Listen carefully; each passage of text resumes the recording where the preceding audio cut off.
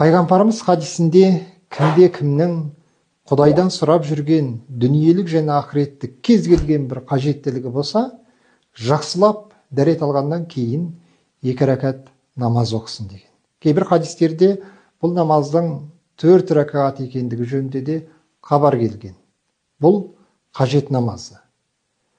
Қажет намазын бір бөлім ғалымдар құптан намазынан кейін оқыған дұрыс деп айтқан екен.